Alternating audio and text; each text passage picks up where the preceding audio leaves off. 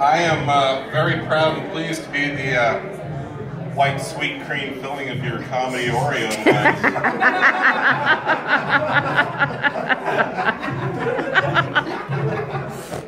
My girlfriend told me she wanted me to fuck her like Charlie Sheen. So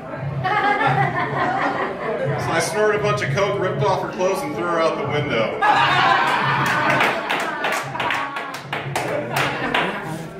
I work in and this should frighten you guys, I work in an elementary school. I am a paraprofessional with special needs children. That's frightening. You gotta get it out there. I work in Aurora, and so there are a lot of interestingly named children. Most of them are beautiful. Some beautiful girl names. Alea, Asaya, Vision, Destiny, Trinity. But some of these parents didn't think when they named their kids. We've got a girl named Cialis. Levitra. And of course, Viagra. Those girls are hard, man. Those girls are hard all day, for hours on end.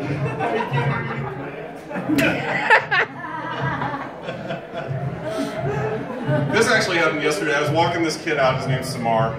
High energy kid. Sometimes a pain in the ass, frankly. I'm walking him out. He goes, you know, Mr. John, you look like Paul Blart Mall Cop. He's You little motherfucker. Have a good weekend. Have a great weekend.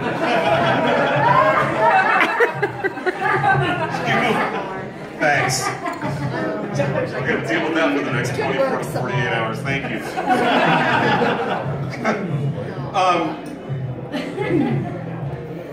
I gotta address, like Franzo was addressing, the hate that's going on. I'm not proud of my people right now. I'm gonna talk about it. I'm gonna preach on, brother.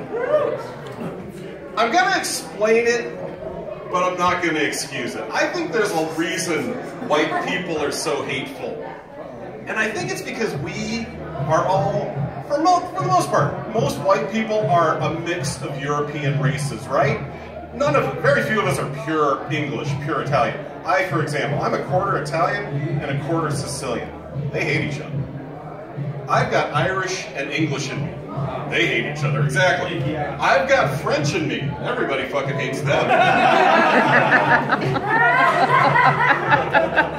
I have comedy as an outlet to release my hate. It's great. A lot of white people don't have that, so they become, what's the word I'm looking for? Trump supporters.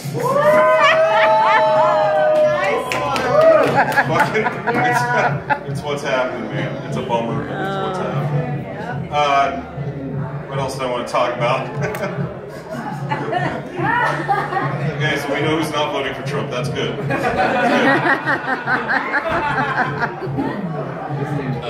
That makes me feel better. Thanks, guys.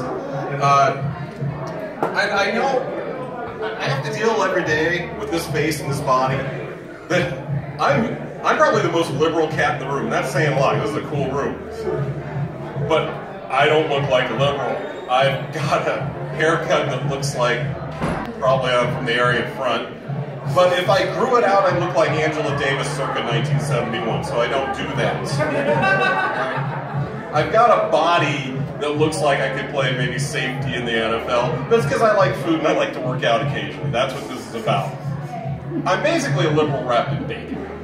That's what I call myself a linebacker liberal, because from ages 6 to 16, I wanted to play in the NFL. That's what I thought I was going to do.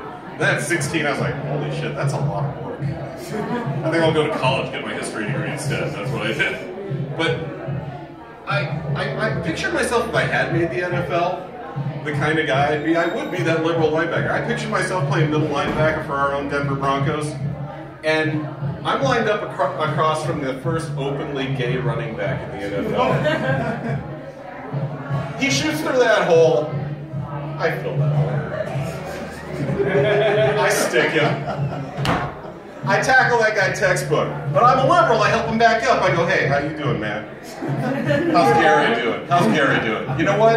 I think it's really fucked up that in your state, gay guys can't adopt children. Because you'd be a better parent than all the motherfuckers on this field. And then I talk some shit on the way back to the hub. Yeah, bring that shit again. Bring that that shit get through the hole, buddy, I'll stick you for another three-yard loss, bitch. So that's what's going on in here, guys. Welcome. Welcome. I will owe you for the psychotherapy. I'm going to talk more about how horrible white people are, and these are just some personal experiences I've had pretty much all my life. First one is this, and this is racially how bad we can be. My first experience is with, oh God, who was it? Oh, a gay friend, a gay mutual friend. And I have a real issue with any minority group that gives a shit about itself but no other minority group. And so this gay friend of mine, he's like rah rah gay, but he's a racist. So he makes no sense to me.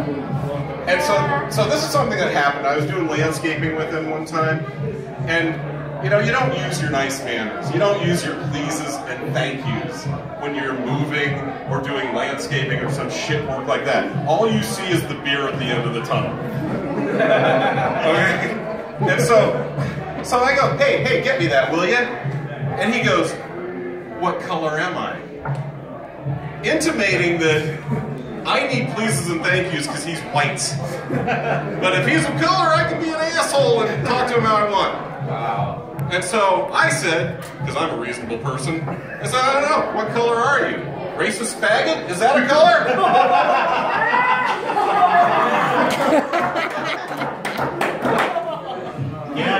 I was nervous about that joke, you guys. Cheers. I still am. And I'll tell you about other interactions I've had with everyday people that just have blown my mind. I had a girlfriend, crazy in love with her for about 4 years. And she lived in Tallahassee, Florida. She was making her way back to Colorado eventually. And I don't know if any of you have been to Tallahassee, but that's the South. That is Panhandle, Florida. That's not Orlando, that's not Miami. That is the fucking South. I ate boiled peanuts there. That's the South. That's the South, guys. And I was talking to my girlfriend one time on the phone. I was talking about my friend Pete, white guy, married to a black woman. He has mixed race children. Somehow that came about in the discussion. And so we're discussing this, and she's like, oh, so they're mulatto. What fucking year is this? Mulatto? I'm like, you do get electricity down there, right? The Reconstruction's been going on for 150 years. You do get access to information outside of the South, right? Mulatto? I haven't heard that. I've never heard it my whole life. I've lived here most of my life. I'm like, okay. She's like, well, that's just what we call them down here. I go, well, you better not call them that here. That's not going to fly. Holy shit. So I don't date her anymore.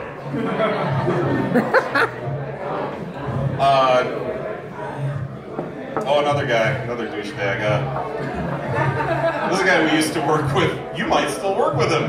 We were having a discussion one time about race. Sometimes it gets boring. We did government contracting. So we'd get ahead and we'd slack off, because that's what government contracting is. It's awesome. And we started having a discussion about race. And who's had it worse in this country, racially? Well, for my vote, it's African Americans, it's black people. You were once property here, it sucked. It still sucks today, sometimes. Second place, I put Native Americans. This guy, for his worth, he was of Irish descent. He said Irish Americans had it worst. Right? How do you figure that? He said, well, you know, back 100 years ago, John, turn of the century, like in northeast cities like Boston, New York, they used to say Irish may not apply. English shop owners would do that, and that's a true thing. That happened. But does this guy really think that if those English shopkeepers weren't hiring Irish, they're just like, oh yeah, all you blacks, Latinos, Asians, Jews, and you dirty, greasy Dagos, yeah, come on in and fill those jobs. Is that really what this guy thinks? So I don't think that's happening. And then I tried to prove it to him, like, well, you know, there are black people with Irish surnames today, which proves at some point in our history, Irish people own black people. To name a few: Shaquille O'Neal, Tracy McGrady, Donovan McNabb. Let's not forget that wonderful comedian, Eddie Murphy. I tried to show that to him.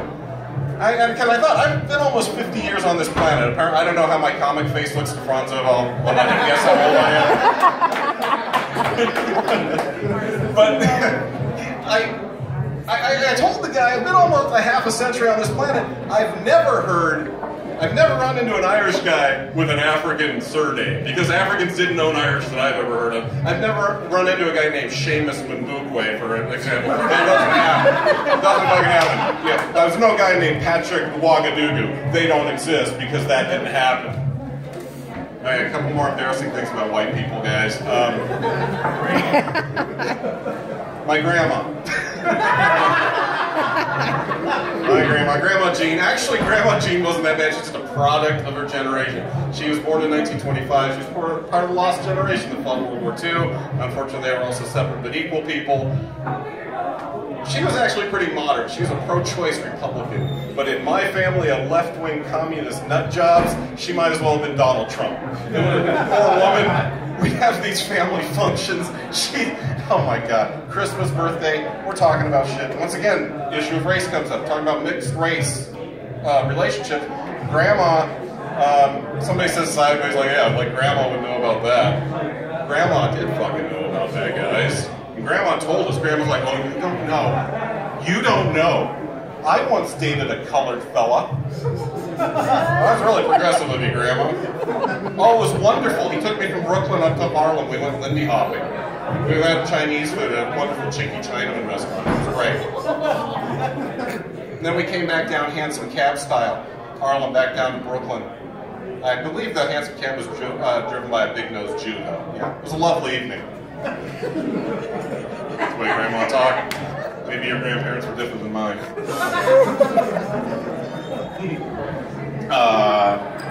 Okay, one more example of my horrible racist people that I know.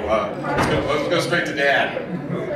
Dad has become a Trump supporter. It's really mind-blowing. Don't worry, he doesn't vote. He's just a supporter in some ethereal, stupid quality that doesn't matter, thank God. But he's become really bitter. He was the coolest guy. The coolest guy growing up in the 60s. He was anti-authoritarian. He supported the civil rights movement. And then with age, he's just become bitter and blames everyone but himself for problems, for his problems. He blames anyone of color, any immigrant, anyone but himself. He hasn't worked in 30 years, but everyone else is the problem. Stupid. But so here was a discussion we had about a year ago when Ferguson and Baltimore were happening, and my dad's anti-cop, but he's also anti-black. A little embarrassing. So he's going on about the cops, just railing on about him, going, hey, you know, these cops, John, they are out of control. They're forgetting to read people their Miranda rights. I saw a YouTube video where they handcuffed a guy and then tasered him. They're even killing special needs people and homeless people. It's ridiculous. I go, that's all true, Dad. They're also killing unarmed black men at an alarming rate. And I was like, yeah, well, that'll happen. All right, guys. Just prove that white guilt will kill a joke faster than black anger.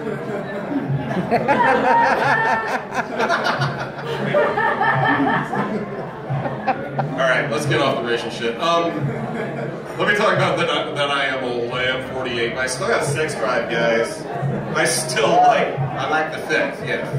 I like the lady.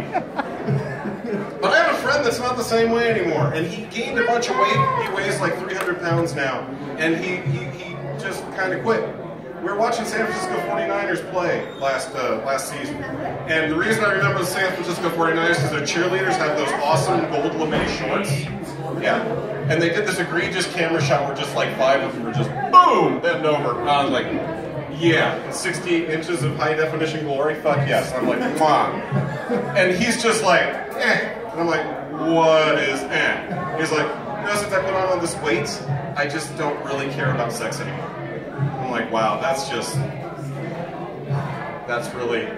it's fucking awesome is what it is. It's fucking great. Do you have any idea? Franzo's dad's the only guy close to my age that can relate. He understands. The rest of you don't get it. You're all young or you're all women. You haven't been enslaved to this as long as Franzo's dad and I have, guys. Fucking 12 Years a Slave? Solomon and Northup didn't have shit on this, you guys. I've been a slave to this. It's a dowsing rod for pussy. It's just pointing to her, and then to her, and then to her, and you, and you, and you, and then, yes, the waitress too. It's fucking brutal. It's awful. Let me put it in geopolitical terms for you guys. I've been a slave to this since Jimmy Carter was in office, guys. Yeah, Carter, for you young fuckers, that's the president before Reagan. That's a long-ass time. Jimmy Carter was known for 3 things. Oil crisis, Iran hostage crisis, and the Jon Carelli penis crisis of 1978, which continues to this day.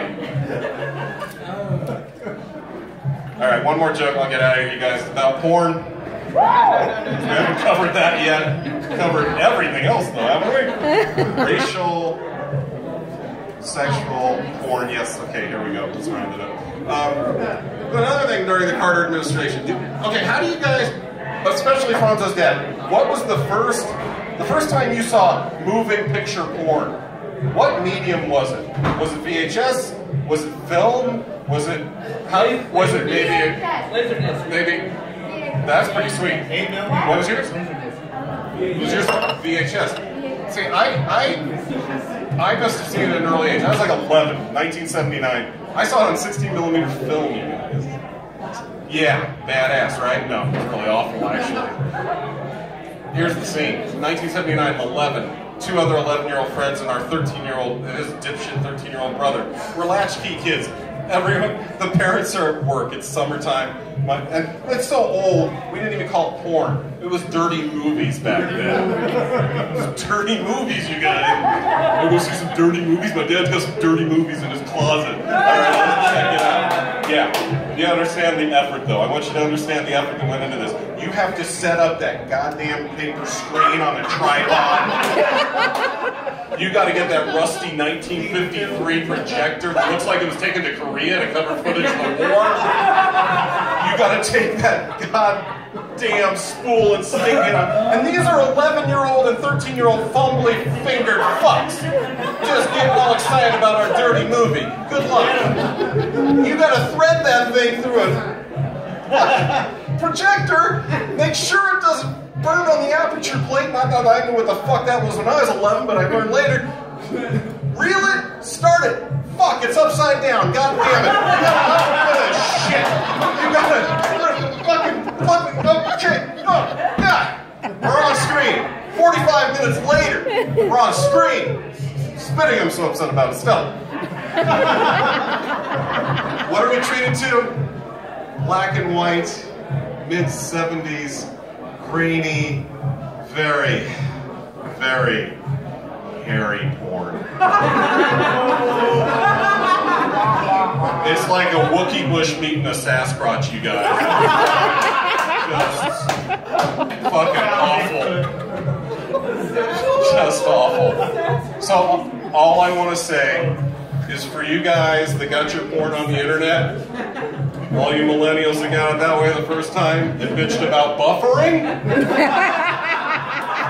how dare you? How dare each and every one of you? Thanks, you guys. I've been Jon Carelli.